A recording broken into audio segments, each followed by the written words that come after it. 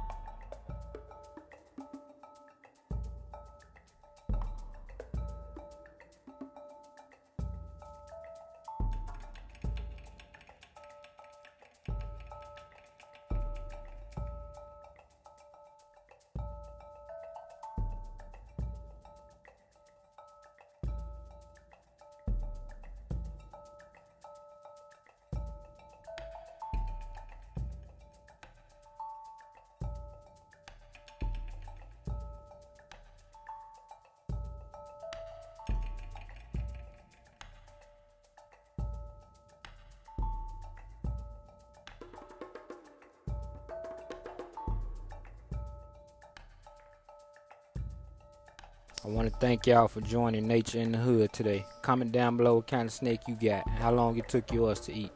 Like, comment, share, and subscribe.